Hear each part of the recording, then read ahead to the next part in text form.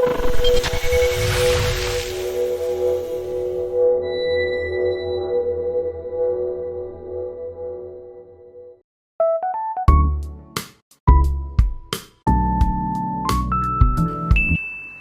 Sobat Drafter, welcome to Draft Talk. Pada Draft Talk perdana kali ini, kita akan mengundang Sobat Drafter Angkatan 8 yang sangat hebat, yaitu Sobat Chandra. Halo teman-teman. Nah, Chandra ini dari divisi Menkominfo loh guys. Halo Chandra. Halo Pak. Oke Chandra, gimana kabarnya hari ini? Alhamdulillah kayak biasanya ya, semua tetap berjalan dengan baik walaupun tugas banyak, tugas organisasi juga banyak, tapi ya happy aja lah, kita bawa aja lah, terus ngalir. Oh, alhamdulillah sehat ya. Alhamdulillah. Oke. Oh ya guys, sebelumnya aku pengen kenalin Chandra nih. Jadi Chandra ini nih angkatan 8 kan Chandra. Nah, tapi walaupun itu Chandra ini prestasinya udah lumayan banyak banget loh. Dari apa tuh Chandra, coba sebutin prestasinya. Kalau untuk legislative drafting baru sekali aja sih, itu di IMA HTN juara 3, lalu untuk internal competition juara 1, lomba infografis juara 3, lalu juga lomba apa lagi, saya nggak inget sih. Oh, banyak Tapi sekali ya. intinya ada, nggak banyak kok, nggak banyak, intinya ada. Oke. Jadi tuh karena angkatan 8 ini waktu itu lomba waktu IMA HTN ya? Betul, IMA HTN. Ya waktu itu belum ada pelatihan NA nggak sih? Betul banget kan? Ya kan belum IC juga kan? Belum. Nah itu tuh gimana sih motivasi kamu, kenapa sih bisa ikut NA IMA HTN itu? Saya menganggapnya itu sebagai satu, wah ini sebagai tantangan saya nih, dan juga sebagai istilahnya kayak kan kita baru masuk LDC nih, yang dimana itu fundamentalnya adalah organisasi yang berbasis keilmuan. Kita pasti ngincer yang namanya prestasi kan, dan disitulah menurut saya kayak di satu sisi ini tantangan, di satu sisi ini juga kayak kesempatan saya buat ngambil kayaknya. Kalau misalkan ini gak diambil sayang banget. Kalau saya belum mengerti NA, dan waktu itu prinsipnya itu adalah learning by doing. Jadi sekali lomba sekaligus juga kita belajar. Dan untungnya saya itu dapat mentor, dapat pembimbing, dan juga dapat teman tim tuh, istilahnya orangnya itu support banget sama saya. Dan kebetulan pada saat waktu itu saya juga lomba pertama saya juga sekaligus saya menjadi ketua tim dalam IMA HTN. Wah, keren sekali ya Chandra ini. Terus juga berarti bagaimana sih persiapan waktu perdana ikut lomba itu? Menurut saya salah satu persiapan yang paling matang itu adalah punya riset dulu, punya gagasan dulu, baru kita belajar mengenai strukturnya, bagaimana sistematikanya, dan sehabis itu kita tuangkan dalam bentuk naskah itu. Oh ya, kalau boleh tahu nih persiapan kamu tuh berapa lama sih Chandra? Waktu itu karena kan legislative drafting itu adalah tipikal lomba yang cukup lama ya, tapi pada saat itu rentangnya itu cuma 1 bulan aja, bahkan itu 3 minggu Kak. Jadi kan biasanya legislative drafting itu ratusan halamannya, dan kemarin itu adalah 250 halaman, dan saya persiapan untuk memberkasnya itu 3 minggu, dan itu belum termasuk kayak bikin PPT-nya, bikin propertinya segala macam, dan itu termasuk singkat sih untuk ukuran legislative drafting. Keren. Terus juga itu kan final ya, presentasi. Nah itu gimana sih caranya biar kamu tuh kayak nggak gugup gitu waktu presentasi? Waktu itu aku juga lihat loh presentasi kamu. Iya, jadi itu juga itu presentasi pertama saya untuk lomba, dan pastinya sebelum presentasi itu kenapa saya bisa kayak ngomongnya lancar, itu memang saya juga ada basic buat public speakingnya. Jadi saya ngerasa kayak saya potensial untuk presentasi, dan kenapa nggak di all in aja gitu. Dan juga saya kan tipikalnya juga orang yang seneng ngedit, jadi urusan membuat PowerPoint itu diserahkan kepada saya. Jadi ketika PPT-nya sudah jadi, persiapannya sudah matang, dan juga dalam presentasi itu kan nggak mungkin kita ngomong istilahnya ngalir aja ya, tapi juga harus terstruktur. Nah untuk hal tersebut supaya kita ngomongnya nggak belepotan, kita ngomong percaya diri, itu dibuat dulu naskahnya. Naskahnya juga banyak, karena kenapa? Karena kita dituntut presentasi itu ada waktunya, kita diberikan waktu dari mulai 10, 15, bahkan ada yang sampai 35 menit. Yang mana hal itu tuh kalau nggak dipersiapkan dengan matang, itu pasti nanti bisa ngeblank. Dan strategi saya buat kayak kenapa saya bisa pede, yang jelas pertama, saya ini adalah ketua, ada beban moral tersendiri bagi ketua untuk memimpin timnya, untuk menjadikan tim-tim anggota-anggota lain itu sebagai panutan. Dan yang kedua, tentu saja karena kita harus menguasai menguasai topik yang kita bawakan, yaitu dahulu tuh tentang tanah. Jadi risetnya tentang tanah itu harus diperdalam lagi, bagaimana payung hukumnya segala macam. Dan jika kita sudah bisa menguasai topik yang kita bawakan, ya saya percaya bahwasanya orang yang jago atau orang yang bisa ngomong itu adalah orang yang menguasai materi. Cukup menarik sekali ya Chandra ini, kayak Betul banget ya. punya public speaking, bisa ngedit, jadi kan kayak bener keren lah Chandra. Oh ya, terus Chandra kan persiapannya tadi kan 3 minggu kan, sedangkan kamu tuh harus kuliah, harus kegiatan lainnya. Nah kalau jadi lomba itu selalu ada ruangan. Gimana sih caranya kamu membagi waktu antara kuliah kamu terus nyusun naskah itu?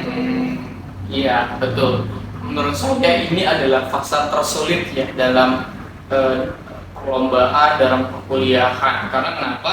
Karena tidak jarang lomba itu dilakukan pada saat ada ujian-ujian tertentu. Kayak misalkan dalam lomba legal opinion tahun kemarin, itu saya bertepatan dengan yang namanya UTS. Jadi di satu sisi saya harus ngebagi waktu saya ke kuliah, untuk organisasi dan juga untuk kompetisi. Tapi alhamdulillahnya nih Kak, kalau dalam LDC itu, ketika kita jadi delegasi, itu kita dibebas tugaskan untuk urusan organisasi. Nah, tapi PR-nya itu adalah ketika kita lagi ujian. Karena ujian itu udah pasti belajar, yang dimana sistem semalam itu nggak cukup kalau buat perkuliahan ini, menurut saya ya. Karena kenapa? Karena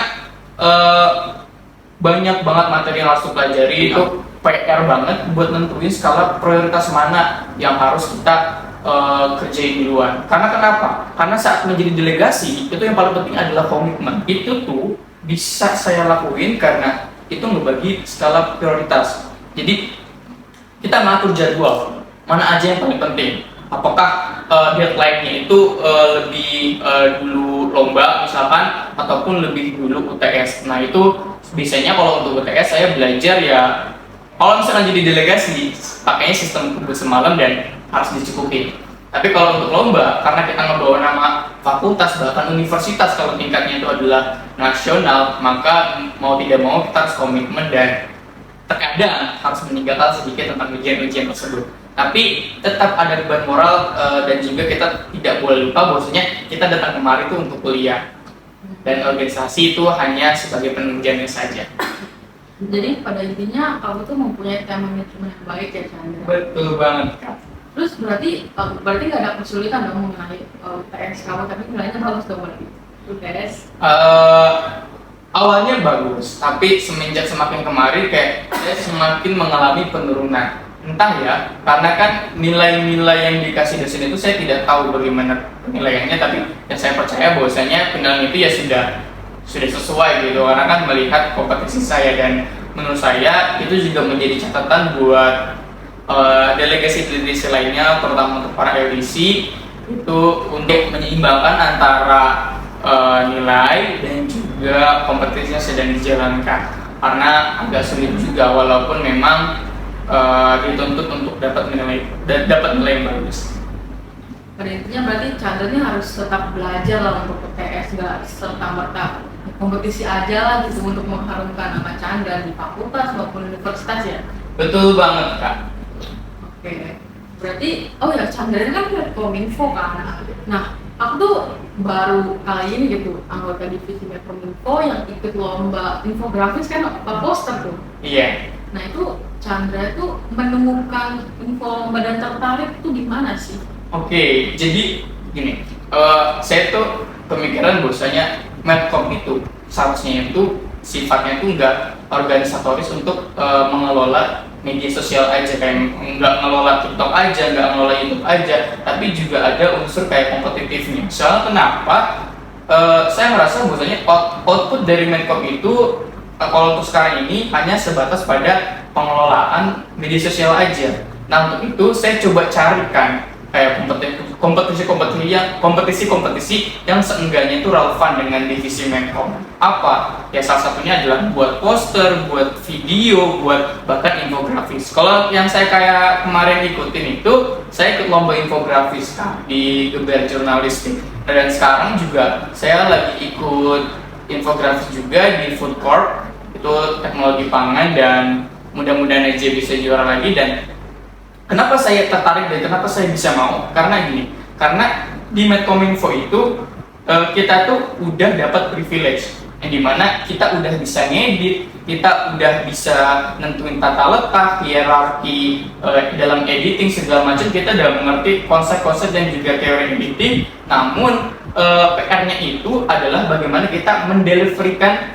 pesan-pesan kita melalui desain-desain yang sudah kita buat. Jadi menurut saya lomba-lomba infografis poster itu adalah suatu hal yang sangat menarik dan juga sangat menantang. Di satu sisi kita mau visualisasi dari sebuah karya kita tuh ada, tapi kita harus menyampaikan pesan yang ada juga, persuasif, lalu naratif, dan hal-hal lainnya yang bersifatnya itu untuk mengajak dan juga ngasih tahu gitu bahwasanya ini loh yang kita bawakan. Tapi di satu sisi visualisasi karya kita juga harus bagus.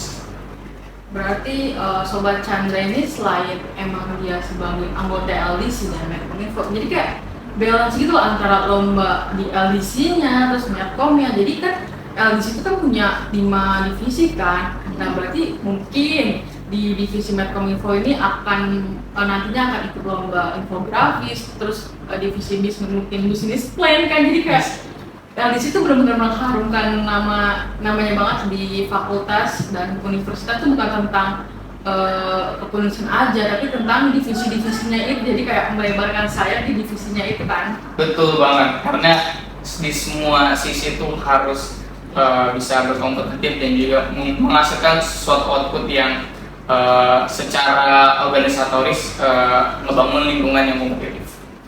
Oke, terus Chandra, waktu itu kan kamu jadi official team nih, padahal kamu bukan dari divisi kompetisi.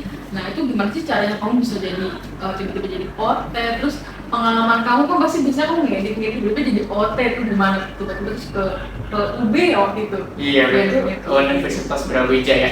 Ini menurut saya kenapa saya bisa jadi OT ini adalah sebuah penghormatan yang sangat besar sekali. Karena privilege dari official team itu biasanya itu ada di divisi kompetisi kan. Tapi pada saat waktu itu mungkin karena kompetisinya lagi juga banyak perlombaan, jadi mereka juga open official team, yang dimana di situ saya juga mendaftar. Waktu itu kalau nggak salah ada 3, Alisa, Safa, dan juga saya. Tapi alhamdulillah ini yang lolos untuk menjadi official team itu saya. Dan saya sebagai Medcominfo jujur tidak punya pengalaman apa-apa mengenai kayak jadi official team, dan apalagi yang lomba itu para istilahnya stakeholder LDC, pejabat-pejabat LDC kayak ketum, waketum, dan yang lain-lainnya. Jadi agak sedikit nervous karena di satu sisi beban moral dari official team itu adalah mengayomi, lalu juga mengarahi segala macam.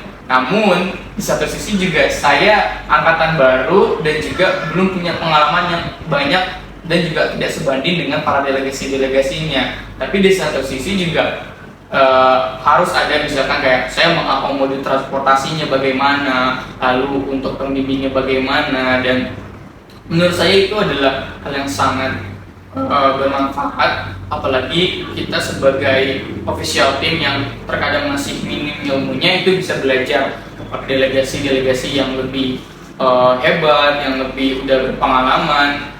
Itu sih. Oke, berarti asas kekeluargaan di LDC ini erat banget ya, sehingga setiap anggota ini bisa mencoba pengalaman baru. Dimana Chandra ini kan divisi Medcominfo kan, bisa ngerasain jadi OT seperti apa, terus bisa ikut lomba dan lain sebagainya, dan mengharumkan nama Chandra sendiri di fakultas maupun universitas. Sehingga tuh angkatan 8 dan mungkin angkatan 9 yang mendaftar ini melihat Chandra nih yang selalu ada di IG gitu kan. Jadi tuh kayak pengen banget gitu ikut lomba atau pengen masuk LDC juga kan. Nah, dari pengalaman Chandra yang cukup banyak itu, ada gak sih kesan yang sangat menarik ketika Chandra mengikuti perlombaan? Banyak yang bilang pengalaman pertama itu adalah pengalaman yang paling teringat. Tapi menurut saya juga nggak begitu. Saya kurang setuju. Justru pengalaman saya itu adalah pada saat lomba ketiga, yaitu lomba legal opinion. Nah, kenapa itu bisa paling berkesan? Karena sebelum saya kan saya waktu itu NA juga belum latihan MA. Sama halnya juga dengan LO ataupun legal opinion. Saya juga belum latihan LO dan saya juga belum mengerti apa sih legal opinion itu, ditujukannya untuk siapa sih, dan apa sih outputnya. Nah, jadi di satu sisi itu tuh menjadi alasan yang sama kenapa saya waktu itu juga bisa ikut naskah akademik. Nah, apa yang paling berkesan menurut saya pada saat waktu presentasi? Karena serunya legal opinion itu kita sebagai istilahnya advokat untuk berargumentasi sama juri. Nah, di situ tuh kan sebelum kita presentasi itu kita berdebat dulu sama satu tim. Tapi berdebatnya itu bukan dalam konteks negatif. Kita mencari jalan keluar, kayak misalkan, nanti misalkan kalau ditanya ini bagaimana? Kalau misalkan nanti disanggah begini bagaimana? Dan itu adalah hal yang paling mencekam. Walaupun memang konteksnya adalah positif, tapi di satu sisi kita kadang kan ya, namanya juga manusia pasti ngerasa panas, kayak enggak gini kok, begini. Sehingga kayak hal itulah ketika kita sudah berhasil tampil dengan perdebatan atau diskusi sebelumnya dan kita dipuji juri, dan itu adalah sebuah pencapaian yang sangat bagus. Kayak saya ngerasa, bukan saya aja sih, saya dan tim saya juga ngerasa kayak, wah ternyata apa yang kita perdebatkan barusan itu bermanfaat juga, terbukti dengan bagaimana cara kita menjawab. Walaupun ya memang jawabannya itu kalau di satu sisi masih kurang terelaborasi, tapi ya kita pada saat waktu itu kita berhasil mendapatkan juara. Keren sekali Chandra, berarti pada intinya harus percaya diri lah dalam perlombaan itu kan, dan persiapannya matang. Terus timnya juga harus support dong pastinya, ya kan Chandra? Betul banget. Oke Chandra, karena kamu sudah membagikan pengalaman kamu kepada podcast ini dalam Draft Talk ini, sebelum kita akhiri, coba dong aku pengen tahu closing statement kamu untuk angkatan 8 maupun calon angkatan 9 yang akan menjadi anggota LDC yang baru. Oke, yang pertama mungkin buat angkatan 8 dulu kan. Buat angkatan 8 yang pasti itu harus semangat dan juga harus lebih aktif lagi. Soalnya kenapa? Di periode selanjutnya itu kita yang ngikutin, yang dimana para senior kita tuh sudah menjadi demisioner. Memang di satu sisi dia itu mengawasi bagaimana organisasi kita berjalan, tapi untuk bagaimana mekanisme berjalannya suatu organisasi nanti itu kan tergantung pada kita. Jadi untuk angkatan 8 komitmen pada saat masuk LDC itu lebih diperkuat lagi, diaktifin lagi, dan juga lebih kompetitif lagi, karena ingat kita itu organisasi keilmuan, jadi kita harus menonjol dalam bidang keilmuan termasuk untuk menciptakan prestasi.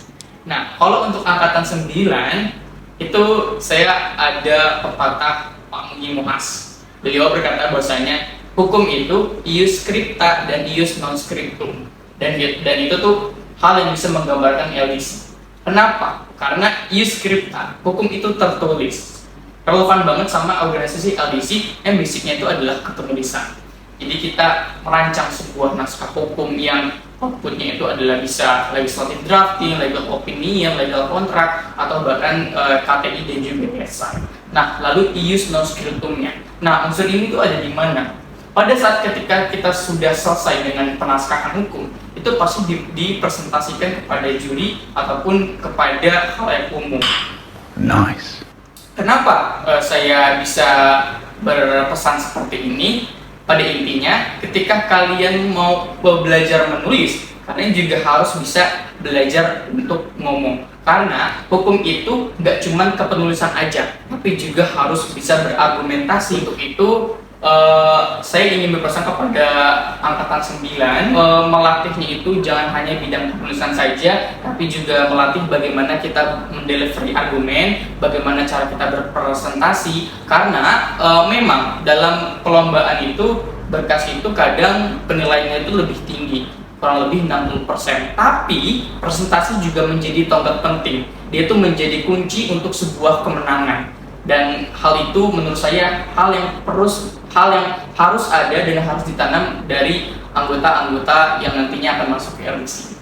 Dan intinya semangat dan juga terus berkomitmen, seperti itu kan. Oke, bagus sekali closing statement dari Chandra ini. Jadi jangan pernah takut gitu di LDC ini. Kita harus terus berproses, dimana kalau misalkan kita belum mempunyai public speaking yang bagus, tapi kita di sini belajar bersama-sama, terus penulisan kita juga belajar bersama-sama, sehingga kita bisa mengikuti perlombaan dan mencetak prestasi untuk diri kita sendiri, LDC maupun fakultas dan universitas. Baiklah, oke Chandra, terima kasih atas waktunya untuk datang ke Draft Talk perdana ini. Semoga Draft Talk ini bermanfaat bagi kita semua, pengalaman-pengalaman Chandra yang telah ceritakan kepada kita, semoga bisa menjadi inspirasi buat kita semua. Oke, sampai berjumpa lagi di Draft Talk selanjutnya. See you!